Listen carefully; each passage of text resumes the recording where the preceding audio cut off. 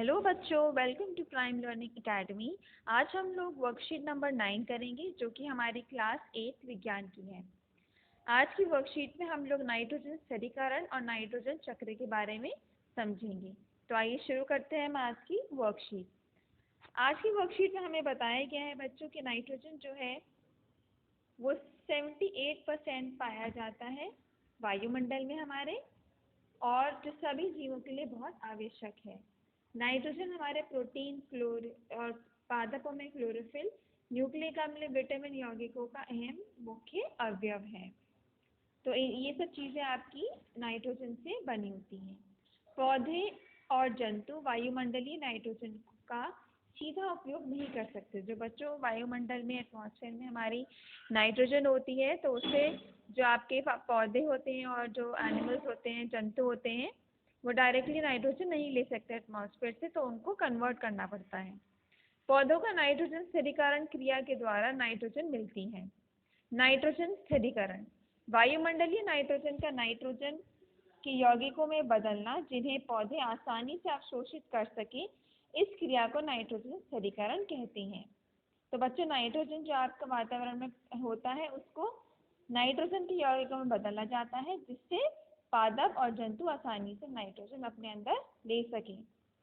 फलीदार पौधे जो होते हैं, जैसे आपकी मटर हो गई, सेम हो गई, ये सब फलियां जो होती हैं, तो इनके पौधे को जड़ों में एक राइजोबियम नामक जीवाणु होता है, बैक्टीरिया होता है, जो कि आपका ये नाइट्रोजन को कन्वर्ट करते हैं नाइट्रोजन के यौगिकों में। कभी कभी बिजली के कड़कने से भी नाइट्रोजन का स्थिरीकरण होता है। तो जब बारिश होती है, आसमान में बिजली कड़कती है बच्चों, तो उससे भी ना कुछ हद तक नाइट्रोजन का स्थिरीकरण होता है। आज हम नाइट्रोजन चक्र की सहायता से जानेंगे कि वायुमंडल में नाइट्रोजन की मात्रा कैसे स्थिर रहती है। मिट्टी में उपस्थित जीवाणु व नीले हरे शैवाल, जो ब्लू ग्रीन algae कहते हैं, वायुमंडल के नाइट्रोजन को नाइट्रोजन के यौगिक में बदल देते हैं।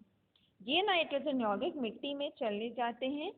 पौधों की जड़ों द्वारा नाइट्रोजन यौगिक पौधों के अन्य भाग तक चले जाते हैं और वहां पर उनसे प्रोटीन और अन्य यौगिक बनते हैं। जो भी जंतु इन पौधों को खाता है, तो ये नाइट्रोजन पादप प्रोटीन और अन्य यौगिकों के रूप में उन तक पहुंचता है।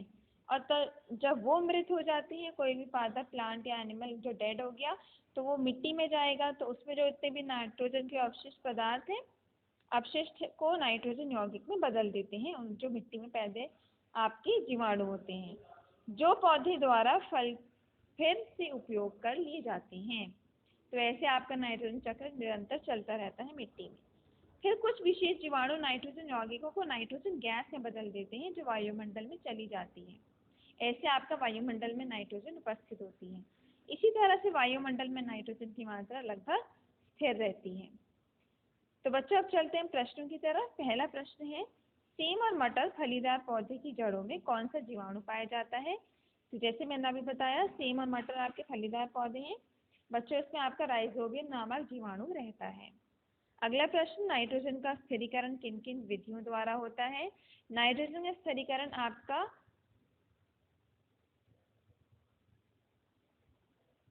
पौधों में नाइट्रोजन स्थिरीकरण क्रिया द्वारा नाइट्रोजन मिलती है। एक तो आपका बच्चों नाइट्रोजन स्थिरीकरण बिजली कड़कने पर होता है, और एक राइजोबियम नामक जीवाणु जो मिट्टी में पैदा होते हैं। तीसरा है, सभी प्राणियों के लिए नाइट्रोजन क्यों आवश्यक है? नाइट्रोजन प्रोटीन, क्लोरोफिल, न्यूक्लिक अम्ल व विटामिन के यौगिकों का अहम अवयव है, इसलिए वह हमारे लिए बहुत आवश्यक है।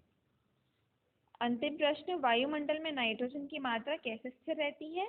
नाइट्रोजन चक्र बनाकर स्पष्ट कीजिए। बच्चों, नाइट्रोजन चक्र आपका ये है, आप ये बनाएंगे, और स्थिर कैसे रहती है ये 2 पॉइंट आपको लिखना है, जिसमें आपको बताया गया है कुछ विशेष जीवाणु नाइट्रोजन यौगिकों को नाइट्रोजन गैस से बदल देते हैं, जो वायुमंडल में चली जाती है, और इस तरह वायुमंडल में नाइट्रोजन की मात्रा लगभग स्थिर रहती है।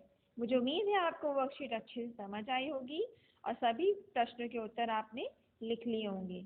तो मेरे चैनल को प्लीज़ लाइक, शेयर और सब्सक्राइब करें, और बेल आइकन पे ज़रूर क्लिक करें। Thank you.